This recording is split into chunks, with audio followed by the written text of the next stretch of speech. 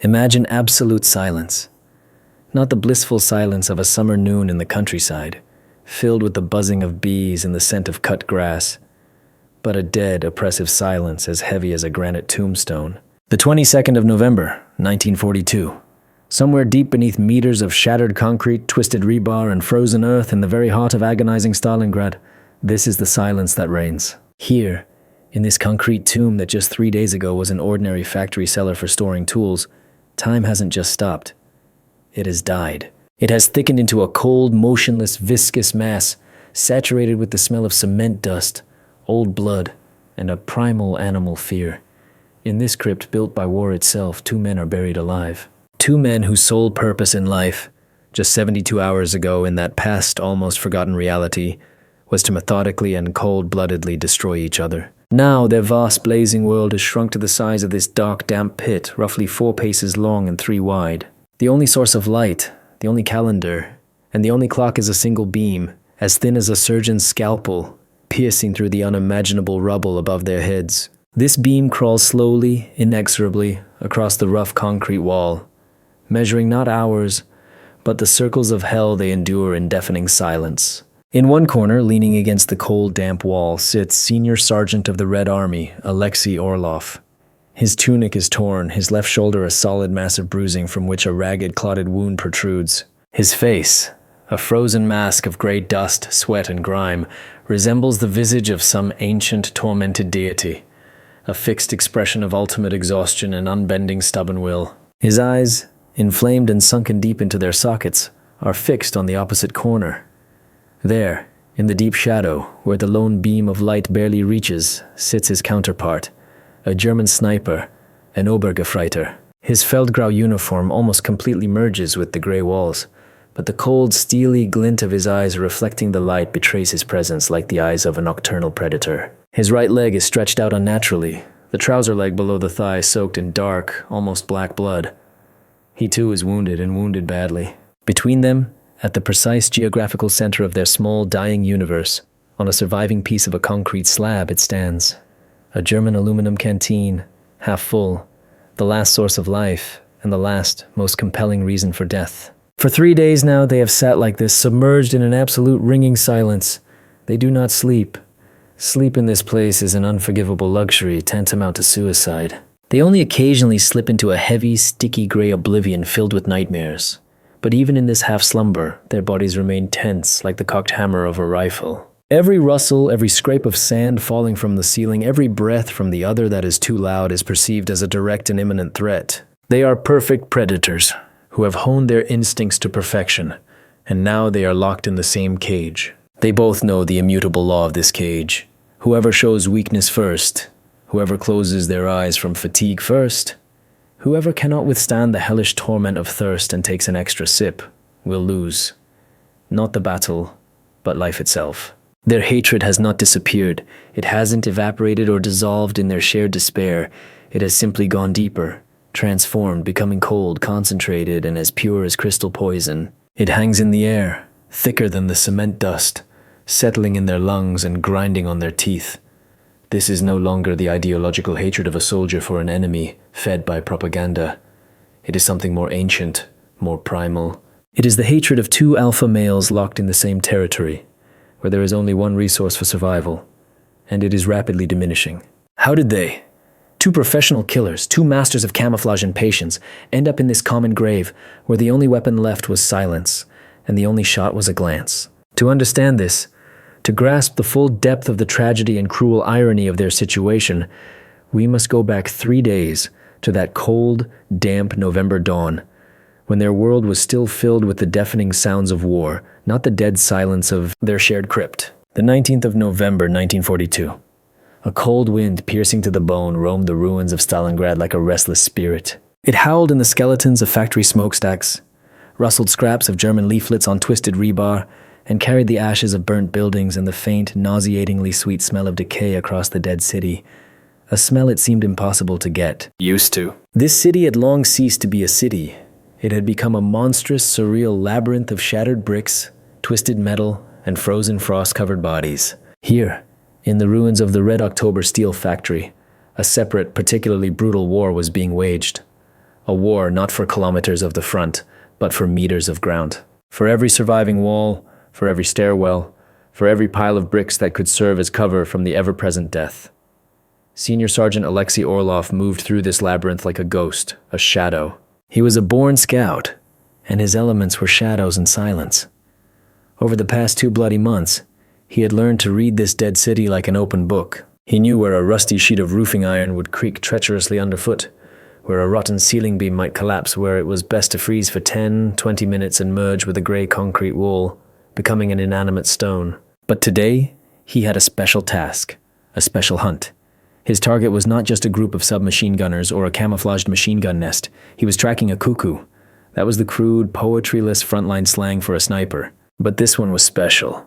For a whole week, he had held an entire sector in a dead, icy grip of fear. He shot without missing, from a monstrous, almost unimaginable distance, always choosing the most important targets. Commanders, signalmen, medics dragging the wounded. He wasn't just a soldier, he was an artist of death, and these ruins were his grim canvas. In the last 3 days, Alexei had lost 2 comrades from his scout platoon, first a young lieutenant, and then his best friend, Sergeant Mitka, who was from his hometown. Both were taken down by this cuckoo with a single, precise shot to the head. And now, for Alexei, it was personal. This was no longer a combat mission assigned by a commander. This was a vendetta.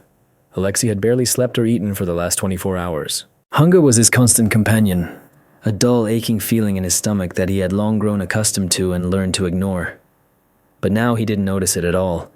His entire being, every cell in his body, was focused on the hunt. For hours, he lay motionless in a frozen shell crater, peering into every breach, every dark window of the ruined building opposite, studying the play of light and shadow that could give the enemy away. He knew, a sniper is, above all, patience honed to an absolute. And to defeat him, one had to become even more patient, to become a waiting stone himself. That evening, before setting out, he took a small, worn white photograph, folded in 4, from a hidden pocket in his tunic. On it smiled his wife Anna and his little fair-haired daughter Katyusha, whom he had seen only once, a 1.5 years ago, during a short leave. He looked at their dear, infinitely distant faces, trying to memorize every feature, and whispered with parched lips, "I'll be back. Do you hear me, Anya? Here, I will definitely be back." This was his ritual, his personal prayer, his anchor that kept him from dissolving in this hell, from turning into a mere beast driven only by instincts of hatred and survival. He had to survive to see them again, to hold them. At that very moment, some 500 or 600 meters, about 550 to 650 yards, away from Alexei, on the 4th, half-demolished floor of a surviving factory building in his perfectly equipped nest, lay Obergefreiter Klaus Richter. He was 22 years old. Before the war, he had been a philology student at the ancient Heidelberg University, engrossed in Rilke's poetry and dreaming of becoming a professor of literature. Now ballistics was his poetry, and the cold, passionless optics of a Carl Zeiss scope were his muse. He was one of the best graduates of the elite sniper school in Zossen. He felt no burning hatred for the enemy. He felt only the cold thrill of the hunter and a deep intellectual satisfaction from a perfectly executed job. For him, every shot was the solution to a complex mathematical equation, with variables of distance, wind speed and direction, humidity and target movement. He despised the dirty, chaotic trench war, considering it the domain of brainless butchers. His war was clean, precise, and in its own way elegant. He was a surgeon, removing a cancerous tumor from a safe distance without touching it with a scalpel. Klaus was also hungry, but unlike Alexei, he had tactical Coca-Cola chocolate in a round metal tin, a powerful stimulant with caffeine that helped him maintain extreme concentration for hours. He slowly chewed the bitter, tart chocolate, washing it down with a small sip of water from his aluminum canteen, and methodically, sector by sector, scanned the ruins through the eyepiece of his trusty Carabiner 98K. He knew he was being hunted. He could feel it in the changed, more cautious behavior of the Russian soldiers. They had begun moving in short, quick dashes, not sticking their heads out of cover unnecessarily. This meant that somewhere out there in these gray, lifeless ruins, another lone hunter like himself was roaming. This thought didn't frighten him. It only spurred him on, adding a sharp edge to their deadly game. This was the highest form of a duel, a contest not just of marksmen, but of minds, wills, and patience. That evening he tried not to think of his fiancée Greta, whose violet-scented letter lay in his breast pocket. Thoughts of home, of a peaceful life, made him softer, more sentimental. And here in Stalingrad, sentimentality was tantamount to death. He was completely absorbed in the process. He was in his temple, and his only prayer was tense anticipation. He did not yet know that the dawn he would meet in a few hours would be the last dawn in his familiar, ordered world. He had no idea that his next duel would be fought not at a distance of half a kilometer, but at arm's length, and the main weapon in it would not be his magnificent rifle, but a simple sip of water. The dawn of November 19th was gray, joyless, and cold. Low, heavy leaden clouds clung to the skeletons of factory chimneys, threatening to burst at any moment with either wet snow or freezing rain. Alexei Orlov had lain in his position through the long, endless night without closing his eyes for a minute. His body was numb and stiff to the point of complete insensibility, but he paid it no mind. His gaze, which had grown heavy and sharp during the night, was fixed on the gray building opposite, and then as the first dimmest and weakest rays of sun broke through the veil of clouds and touched the ruins, he saw it. It was an almost imperceptible, fleeting movement that only an equally experienced hunter could have noticed. On the fourth floor, in a dark breach in the wall, something faintly glinted for a split second. A glint from the lens of a telescopic sight. The sniper had given himself away. A stupid, unforgivable mistake for a novice or an overconfident professional. Alexei's heart began to beat faster, thudding against his ribs, but his breathing remained steady and calm, and his hands, gripping the cold wood of his SVT-40, were as steady as rock. He was caught. Now all that was left was to wait for the right moment to shoot. The duel had begun. Klaus Richter also instantly realized his mistake. That accidental, barely noticeable glint was unforgivable for a professional of his level. He cursed himself mentally and froze, becoming an immovable part of the concrete wall. He knew he had been spotted. Now it was a game of endurance, of nerves. Who would break first? Who would make the fatal mistake? The hours flowed like thick, viscous tar. They lay opposite each other, separated by 500 meters of dead, bullet-swept space, but connected by an invisible, taut thread of a deadly contest. They were perfect mirror images of each other.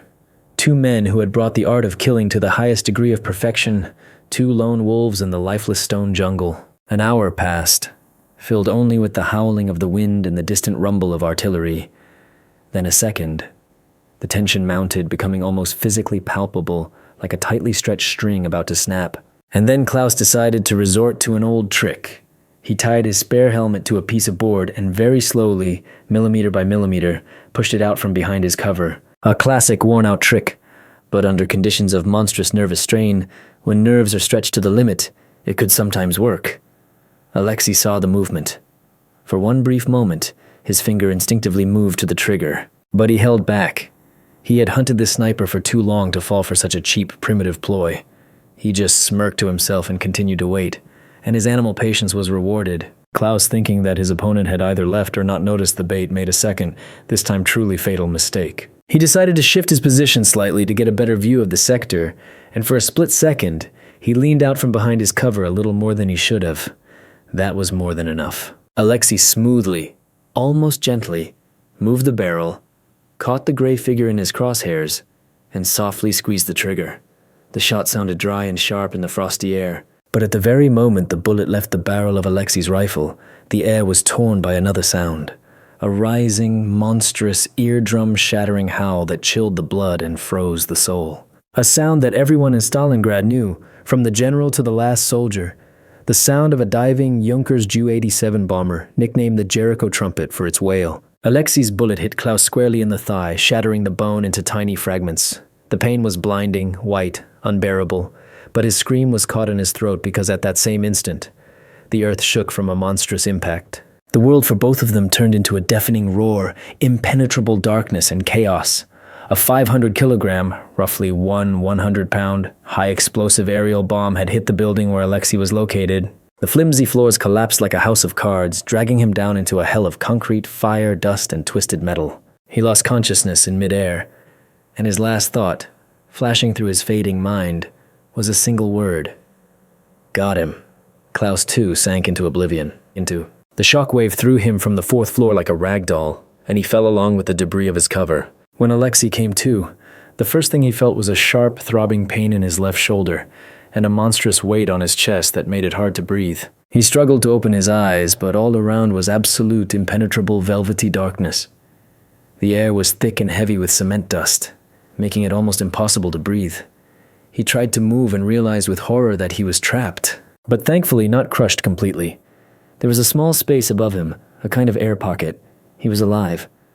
Gradually his eyes began to adjust to the darkness. He made out a narrow, dim beam of light coming from somewhere above, and in that beam he saw a silhouette, a person. He was sitting a few meters away, leaning against the wall, and on his head was a helmet of a distinctive horned shape, a German. Alexei's heart sank. He instinctively reached for his rifle, but it was nowhere to be found. Nearby, under his hand, he felt only the handle of his trusty finca knife. At that moment, the German also stirred and groaned softly in pain, clutching his leg. Their eyes met in the gloom. In the German's eyes, Alexei saw the same thing that was probably in his own. Shock, pain, and a primal, bestial, undiluted hatred. And then Alexei understood. He realized who was sitting in front of him. It was him, that very cuckoo, the sniper, his target. Fate, in its most cruel and dark irony, had not just saved them both from certain death under the bombs. It had locked them in the same tomb. At that moment, Alexei realized with icy clarity, their duel was not over. It had just moved to a new, far more terrifying and intimate level. The first few hours in their shared tomb passed in absolute, oppressive silence. It was not merely an absence of sound, but a heavy, crushing quiet, filled to the brim with mutual hatred, pain, and the deepest distrust. They sat in opposite corners of their concrete crypt like two scorpions in a jar, watching each other's every move, no matter how slight. Any sudden gesture, any overly loud breath, any cough could be interpreted as the beginning of a surprise attack. Alexei, slowly, trying not to make the slightest noise, examined himself. A sharp, throbbing pain shot through his left shoulder. Apparently, a sharp piece of concrete or rebar had deeply gashed the muscle. The bleeding had almost stopped, forming a hard crust, but any movement brought a fresh flash of excruciating pain. Something else was worse. His lungs burned from the ingrained cement dust. Every breath was torture, triggering fits of dry, tearing coughs. But the most terrible torment, slowly but surely eroding his will and sanity, was thirst. His soldier's canteen was irretrievably lost somewhere in the meters of rubble above. His throat was so dry it felt lined with coarse sandpaper. His tongue was swollen, a clumsy piece of wood that barely moved in his mouth. He tried to swallow, but only a dry, scratching, painful sound came out. And then he looked at the German again, and he saw it. The aluminum canteen with its corrugated surface. It stood on a piece of concrete right between them, the dim beam of light reflecting off its cap. It seemed like the only real living thing in this gloomy, dead world. He couldn't take his inflamed eyes off it. Water. Just 3 meters away from him was water, was life. The thought became an obsession, hammering in his brain like a woodpecker, drowning out the pain in his shoulder, the fear, and the despair. He stared at the canteen, and images from his past, pre-war, almost unreal life flashed through his mind like a kaleidoscope.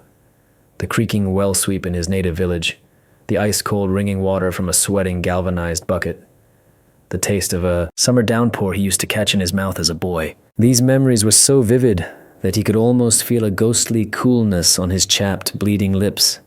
But between him and the life-saving water sat the enemy. He was wounded, but he was alive. And he was a sniper, which meant he was patient, cunning, and deadly. Alexei tightened his grip on the handle of his knife. Maybe wait until he fell asleep from weakness? Or lost consciousness from pain? But the German wasn't sleeping. His eyes in the gloom burned with a cold, watchful, unblinking fire. He was watching too. Klaus Richter was suffering no less, perhaps even more. His thigh, shattered by the bullet, had become one solid, throbbing mass of unbearable pain. He knew perfectly well that if he didn't stop the bleeding and treat the wound, blood poisoning would set in, and he would die in terrible agony in a day or two. He tore a piece from his field shirt and tried to make a makeshift tourniquet, but every movement made his vision darken and nausea rise in his throat. He desperately needed bandages and an antiseptic. He knew from intelligence reports and prisoner interrogations that every Russian soldier carried an individual dressing packet in his gear bag or trousers. A simple but ingenious item, a sterile bandage and 2 cotton gauze pads soaked in disinfectant. And he looked at the Russian. He saw his fixed, almost insane gaze directed at his canteen. And he saw the Russian's hand slowly, almost imperceptibly clenching and unclenching the handle of a knife. Klaus was not only a first-class sniper, he was an intelligent, educated man. He understood everything without a word. They were in a stalemate, a diabolical trap. One had water, without which the other would inevitably die of dehydration in a day or two. The other had medical supplies, without which the first would bleed out or die of gangrene in a few hours. Their mutual hatred for each other was boundless. But the survival instinct, the oldest, most powerful, and most undeniable of all instincts, proved to be even stronger. Several more long, agonizing hours passed. The silence became unbearable. Thirst turned into a sophisticated form of physical torture. Alexei felt his blood thickening in his veins, his thoughts becoming jumbled. He knew he couldn't last much longer, and he made a decision. Slowly, very slowly, demonstrating his every move so as not to provoke the German, he pulled a small, rubberized gray packet from the side pocket of his trousers. He placed it on the concrete floor in front of him. Then he raised his eyes to the German and first nodded toward the packet, then gave a meaningful look at his wounded leg. It was a gesture, an offer, a silent pact made in the very heart of hell. Klaus stared at him for several long, endless seconds. A fierce struggle was visible in his eyes, a struggle between ingrained hatred for the enemy, for the subhuman, and a desperate, all-consuming desire to live. Finally, slowly, with visible effort, he extended his healthy left hand and pushed his precious canteen half a meter closer to Alexei. The truce was made. The moment their silent, desperate deal was struck brought not the slightest relief. On the contrary, the invisible tension hanging in the air increased to its limit, becoming almost tangible, like a coiled spring ready to snap at any moment. Now, the space between them was not just neutral ground, but a truce as fragile as thin ice, which could shatter with a single wrong move, a single careless glance. Alexei looked at the canteen, now slightly closer but still in no man's land, like some sacred object. He didn't dare make the first move. What if it was an elaborate trap? What if, at the very moment he reached for the life-saving water, the German, gathering his last strength, lunged at him with his knife? His leg wound might not be as serious as it looked. Snipers were unsurpassed masters of deception and camouflage. Klaus, in turn, kept his eyes glued to the dressing packet lying at the Russian's feet. He, too, was doubtful.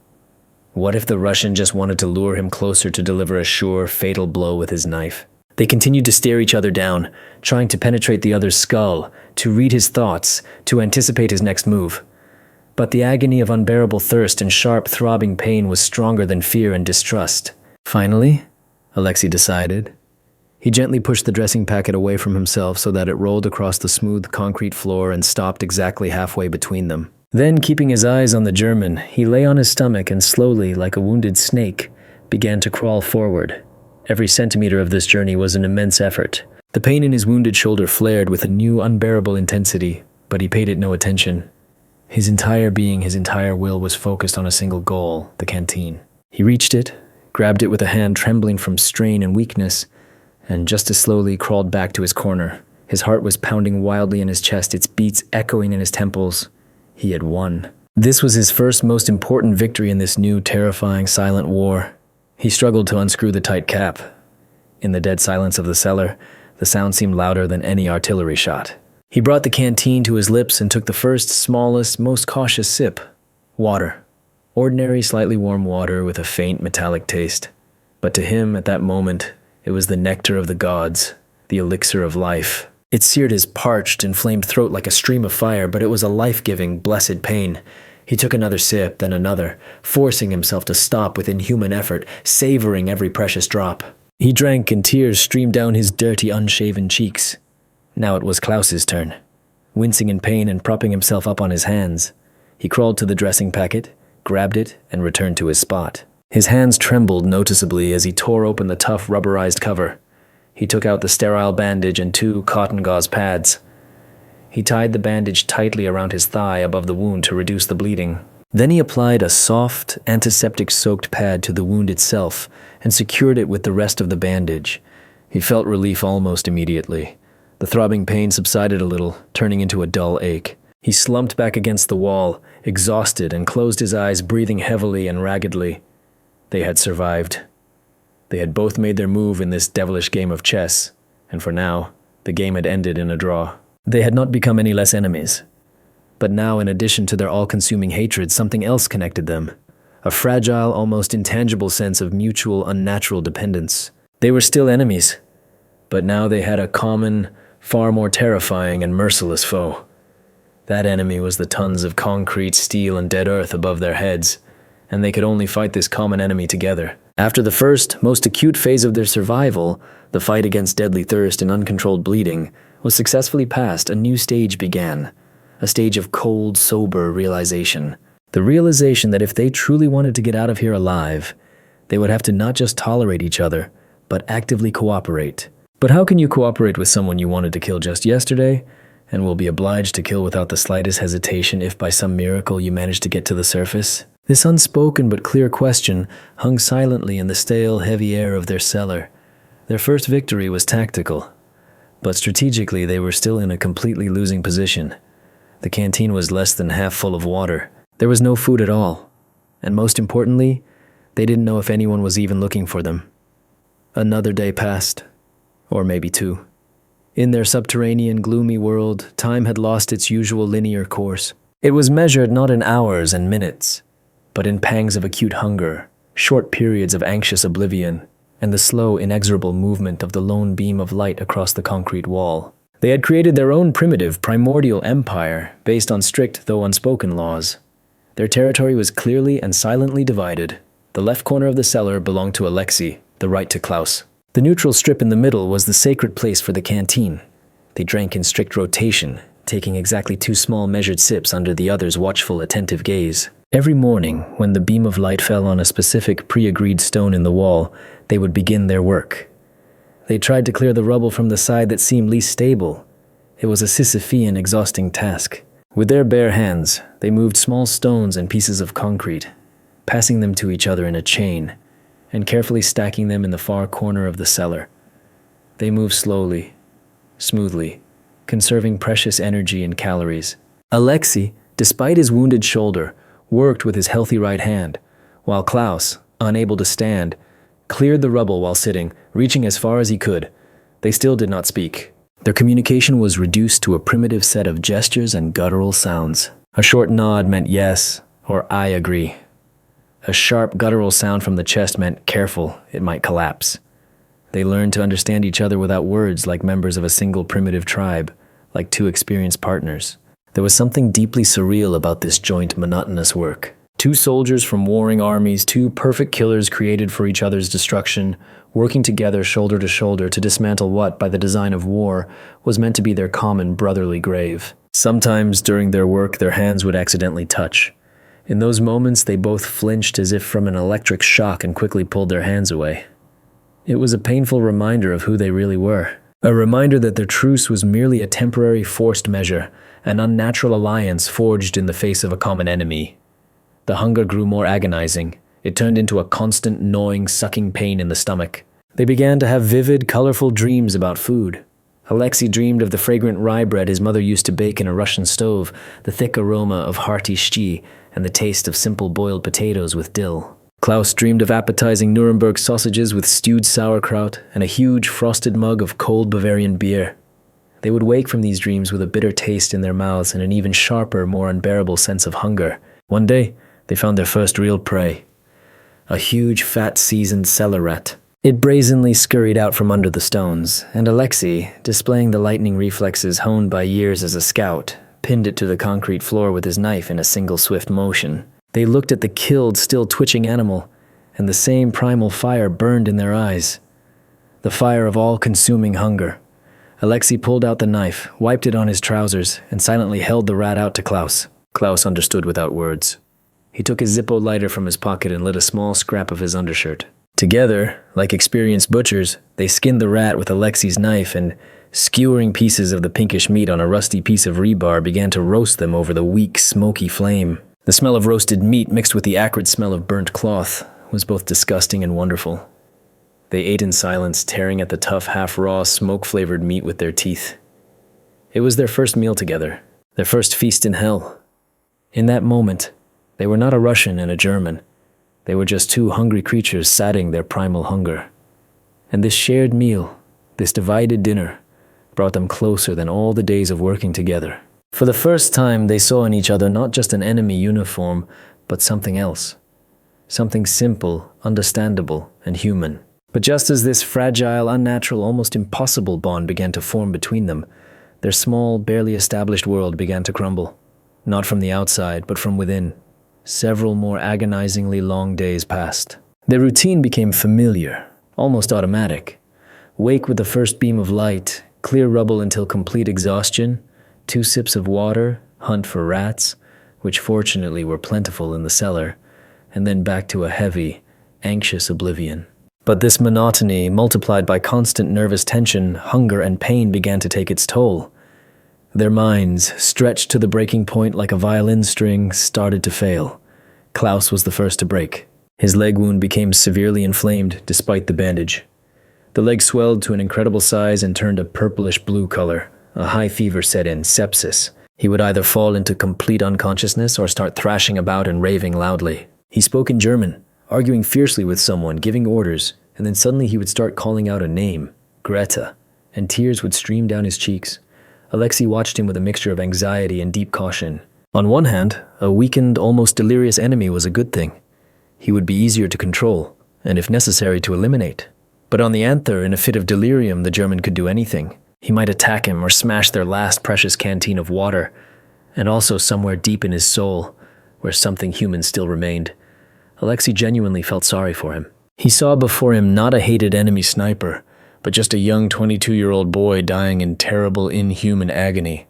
One night, Klaus shot up with a loud, inhuman scream. His eyes were wide open but saw nothing, staring into the void. He shouted something in German, desperately fighting off invisible enemies who were apparently attacking him in his inflamed mind. He began to crawl towards the rubble, frantically throwing stones and risking a new, this time fatal collapse. Alexei realized he had to do something or they would both die. He quickly crawled over to the German, grabbed him firmly by his healthy shoulder and shook him hard. "Quiet," he hissed in Russian. "Quiet, I said." "Calm down." Klaus didn't understand the Russian words, but he heard the authoritative, commanding tone in Alexei's voice. He froze and looked at Alexei with a now quite lucid, tormented gaze. The fever had temporarily subsided, leaving behind only a terrible weakness. He was breathing heavily, tears streaming down his face. "Greta," he whispered with his lips alone. Alexei didn't know who Greta was, but he understood that this name was very important to the German. He silently let him go and returned to his corner. This nightly incident significantly changed their relationship. Klaus realized that the Russian hadn't taken advantage of his complete helplessness. He could have easily killed him in his delirium, but he didn't. Alexei, in turn, saw in this cold, calculating, and ruthless killer an ordinary person capable of suffering, fear, and love. Their silence became different. There was less hatred in it and more, a strange, silent understanding. The next day, Klaus made a reciprocal, symbolic gesture. He took a small, worn harmonica from his breast pocket. He looked at it for a long time, as if hesitating, then slowly brought it to his lips. Quiet, incredibly sad sounds of an old German folk song, Lili Marleen, filled the cellar. It was a simple, unpretentious melody, but in that dead, tomb-like silence, it sounded like the music of angels. It spoke of love, of separation, of a home left behind, and of a faint hope for reunion. Alexei listened, holding his breath. He didn't know the song, but its poignant melancholic beauty pierced him to the soul. He closed his eyes and once again, so clearly and distinctly, saw the face of his wife, Anna, and his laughing daughter, Katusha. Music became their new universal language that required no translation. It spoke of what they had in common, an unbearable longing for home, a lost peaceful life, and the fear of never seeing their loved ones again. Klaus played and Alexei listened, and in those brief moments, they ceased to be enemies. They were just two people, lost in the hell of war, who had found a fragile, fleeting comfort in music. But their small, ghostly world, built on water, rat meat, and music, was doomed. Because the war raging above was already preparing to deliver its final, most devastating and cruel blow. It happened on the 7th or 8th day of their unbearable confinement. They had almost completely given up hope. The water in the canteen was nearly gone, with only 1 sip left for each. The rats, as if sensing something was wrong, had disappeared. Hunger and weakness had become their constant companions. They could barely work on clearing the rubble anymore. They were just lying in their corners, submerged in a heavy, indifferent apathy, when they heard it. At first it was a barely discernible muffled sound, like a distant scraping or knocking. They froze simultaneously, as if on command, and listened intently. The sound repeated, this time a little louder and clearer. Then again, it was coming from somewhere above. Someone was clearing the rubble. Rescue. The thought, like a powerful electric shock, pierced them both, tearing them from the grip of apathy. They looked at each other, and for the first time in all this torturous time, a bright, almost insane hope flared in their eyes. They were alive. They had been found! They would soon be saved. But the euphoria was short-lived, lasting only a few seconds. It was almost instantly replaced by a cold, soul-chilling question that froze in both their eyes. Who was up there? Russians or Germans? On the answer to this simple, seemingly straightforward question depended not just their lives, but something far greater. If it was the Russians, then Alexei would be saved. He would return to his own, be decorated, become a hero. And Klaus would become a prisoner of war, and that was in the best, almost unbelievable case. Given the extreme ferocity of the fighting in Stalingrad and the hatred for snipers, he would most likely be shot on the spot without trial. If, however, it was the Germans upstairs, everything would be the exact opposite. Klaus would return to his unit, receive the Iron Cross for his courage and endurance. And Alexei, the fate of a Russian scout captured by the Germans was even more terrible and unenviable. Their fragile forced truce collapsed in an instant. It crumbled to dust in the face of this new terrifying dilemma. All the ghostly humanity that had so painstakingly been born between them in that cellar evaporated without a trace. They were once again what they had been from the very beginning. Senior Sergeant Orlov and Obergefreiter Richter. Enemies. The scraping and knocking from above grew louder and clearer. They could now distinguish individual sounds, the dull thuds of crowbars against concrete, the scrape of shovels clearing stones, muffled, indistinct voices. But they couldn't make out the words. They couldn't understand what language their long-awaited rescuers were speaking. And so began the last, most terrible duel of their lives. A silent, psychological game where life and freedom were the stakes. They froze again in their corners, but now their stillness was completely different. It was the predatory stillness of two beasts hiding in tall grass before the final, decisive, deadly pounce. Each of them was thinking feverishly, intensely. What to do? Kill the other right now before it's too late? But that was too risky. A fight in a confined space, especially in their weakened, exhausted state, could end in death for both, or wait until the rubble was completely cleared. But then, the one whose comrades came to the rescue would gain a huge, decisive advantage. Alexei slowly, almost imperceptibly, felt for the handle of his knife. His palm instantly became sweaty. He looked at Klaus and saw in his eyes the same cold, calculating, deadly expression he had seen through his scope days ago. Klaus, in turn, slowly, almost imperceptibly, pulled a long piece of rebar with a sharpened end towards him, which they had been using to clear the rubble.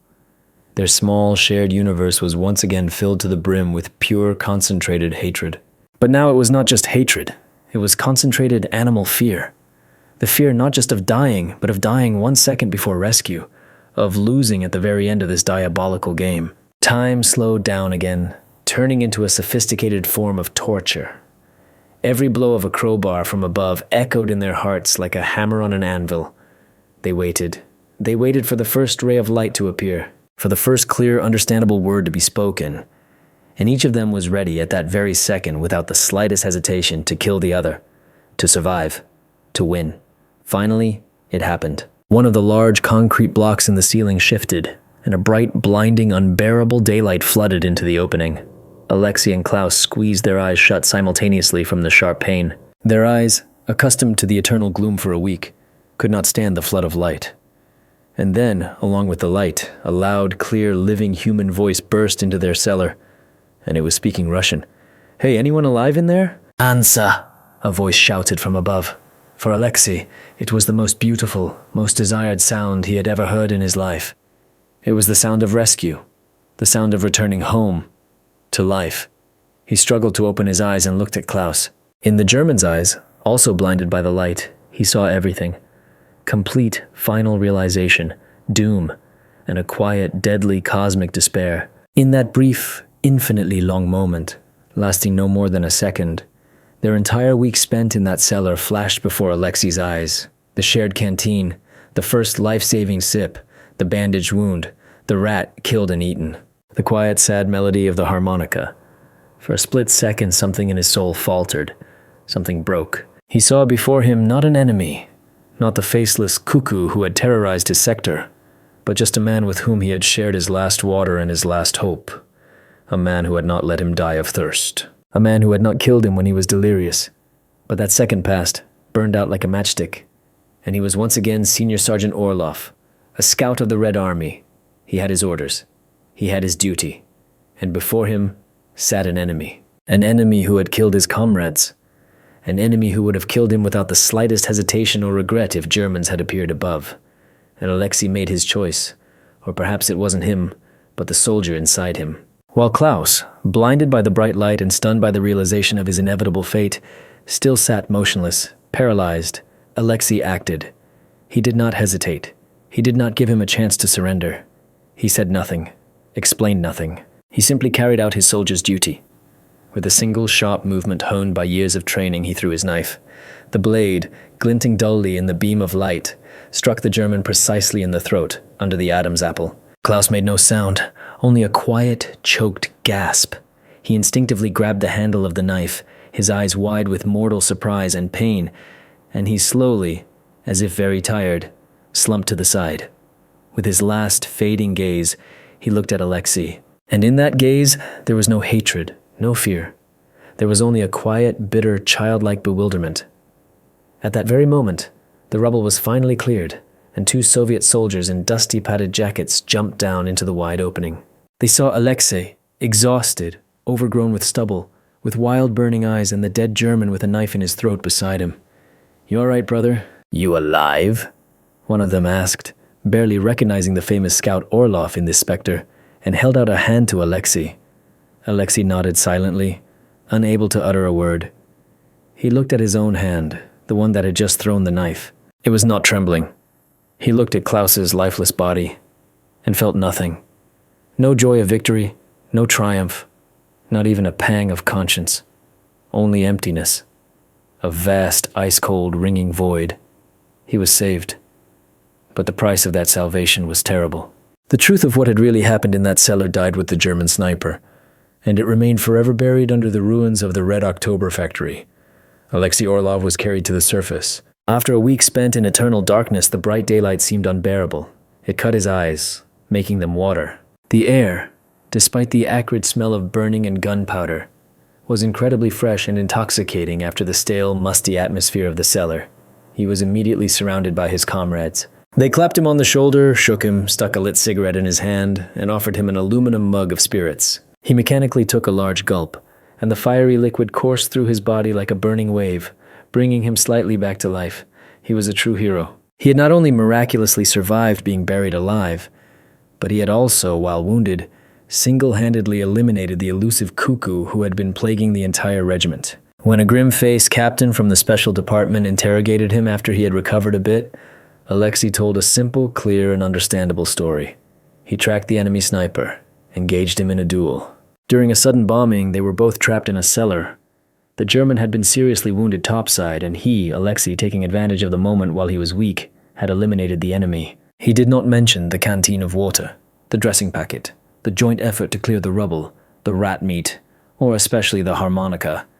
He told the only correct version of the truth, the one they wanted to hear. A truth that fit perfectly into the simple, clear picture of war, where there are heroes and there are enemies to be destroyed with no room for shades of gray, doubt, or pity.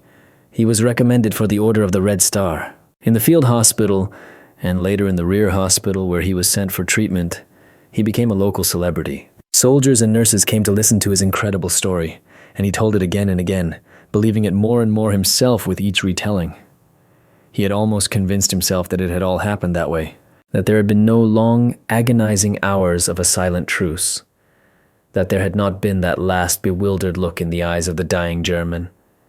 But sometimes at night, he would wake up in a cold, clammy sweat. He had the same recurring dream. He is sitting in a dark, damp cellar, and opposite him sits the German, and the German says nothing. He just looks at him with his light, sad eyes and quietly plays his small harmonica. And that simple, unbearably sad melody haunted Alexei for the rest of his days. He fought through the entire war. He was wounded twice more, but he survived. He made it all the way to Berlin. After the war, he returned to his home village. He married his Anna, who had waited for him all those years. They had 2 more healthy sons.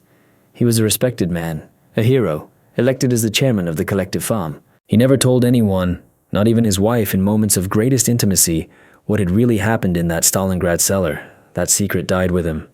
But something inside him had irrevocably broken, had snapped forever. He became quiet, withdrawn and unsociable. Sometimes during noisy Victory Day feasts, when his old comrades, after a few drinks, would start cheerfully reminiscing about the war, he would silently leave the table and go out to smoke, staring at the night sky for a long time. He could not share their simple, cheerful memories, because his real war had been different. His main, most terrible battle had taken place not on a battlefield, but in a dark, damp cellar. One-on-one with an enemy who, for a few short days, had ceased to be an enemy. His greatest feat, which no one ever knew about, was not that he had killed the German, but that he himself had not turned into a wild beast under those inhuman conditions. And his greatest crime, which he committed against himself and his own conscience, was that he had, in the end, killed the one with whom he had shared his last sip of water and his last hope. He died in 1975 from a massive heart attack. He was buried with full military honors as a hero. There were always fresh flowers on his grave. But no one knew that in an old, creaky chest of drawers among his military decorations and yellowed front-line letters, a small, dented German harmonica was carefully kept until the day he died. Not even his wife knew where he had gotten it. The official history, as always, is simple, concise, and straightforward. In the central archives of the Ministry of Defense in Podolsk, there is a short, dryly written entry. Senior Sergeant Orlov, Alexei Ivanovich.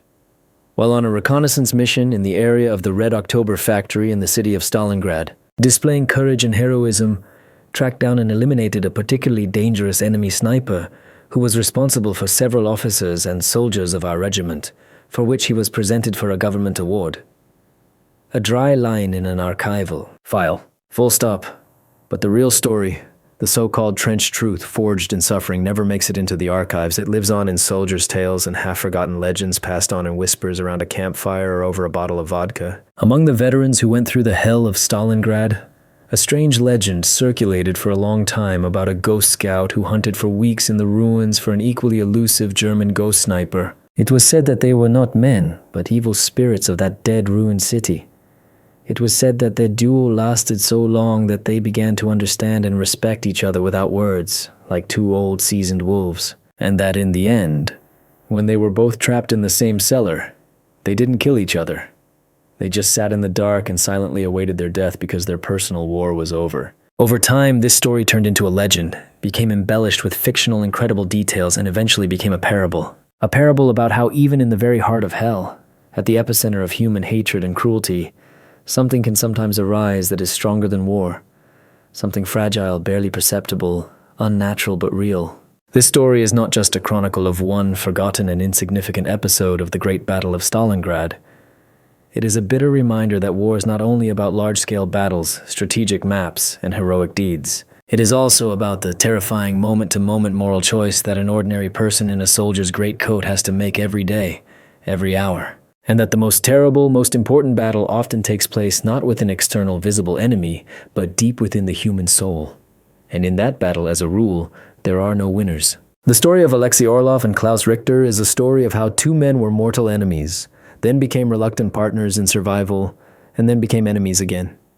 It is the tragedy of two men to whom a merciless war left no other choice. And perhaps the most important and terrible lesson of this story is that the most terrifying enemy is not the one sitting in the trench opposite, aiming a rifle at you. It is the one that makes you kill, without hesitation, a person with whom you shared your last sip of water just an hour ago.